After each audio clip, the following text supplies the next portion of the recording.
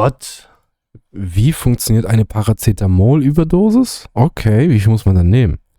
Holy shit. Paracetamol, or acetaminophen as it's known commercially, is one of the most widely used over-the-counter drugs for pain relief in the world. Due to its easy access, it's also commonly used in intentional overdose. Paracetamol reduces pain by inhibiting it's also commonly used over-the-counter drugs for pain relief in the world. Due to its easy access, it's also commonly used in intentional overdose. Paracetamol reduces pain by inhibiting enzymes in the COX pathway. When you have an injury like a pulled muscle, this trauma damages cells, which release a host of enzymes. One enzyme in particular, called phospholipase, breaks down phospholipids in the cell membrane into arachidonic acid. Arachidonic acid is then converted into prostaglandins by COX enzymes. These newly made prostaglandins then signal healing mechanisms like fever and vasodilation in blood vessels, treating the injured tissue but also causing pain as a result. Paracetamol reduces pain by slowing the activity of the COX enzymes. This Also, wenn man Paracetamol nimmt, dann heilt man langsamer? Decreases the production of arachidonic acid into prostaglandins. Less prostaglandins means there's less signaling, therefore reducing pain.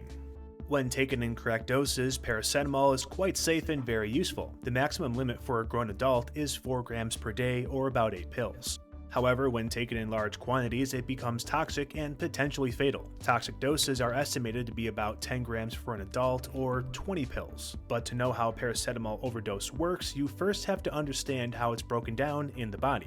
Paracetamol is metabolized in the liver into 3 different products at different amounts.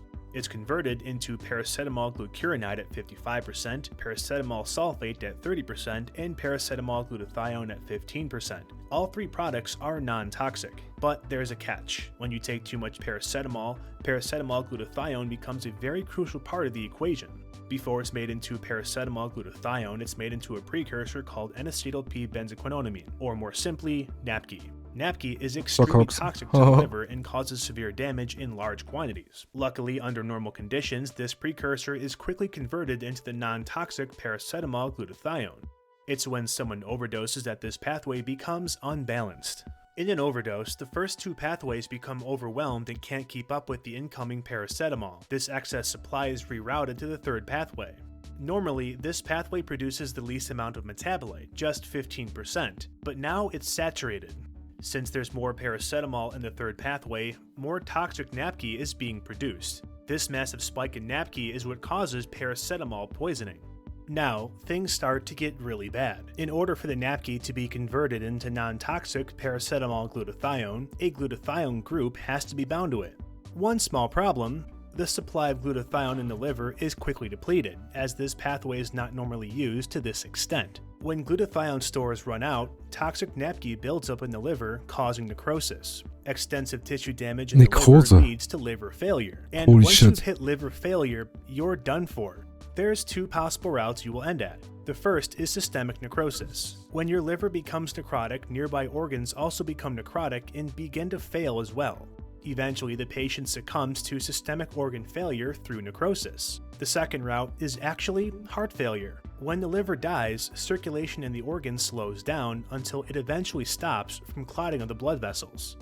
With blood flow being unable to pass through the liver, blood backs up into the hepatic portal vein all the way up into the inferior vena cava. Blood backs up into the heart and fills up the right ventricle, extending the heart muscles with so much backed up pressure that the ventricle can't pump the blood out.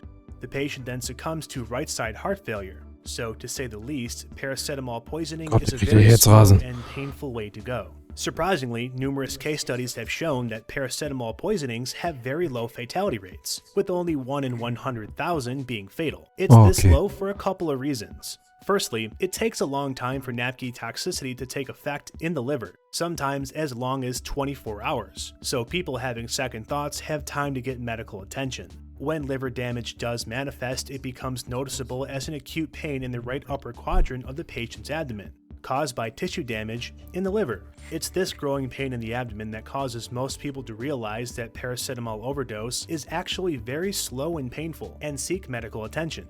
The second reason paracetamol poisoning fatalities are so low is because the medical treatment to reverse it is very responsive. Patients are given N-acetylcysteine, or NAC, which resupplies the glutathione stores so the liver can convert NAPQI into the non-toxic paracetamol glutathione.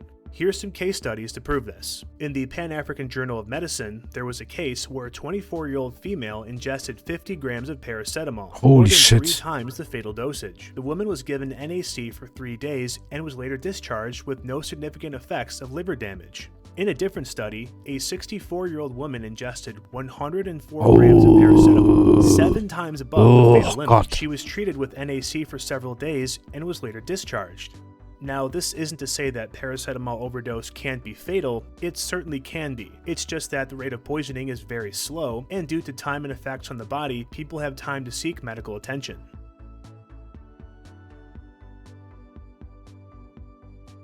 Ah, krass, gut zu wissen. Dachte, wäre schlimmer.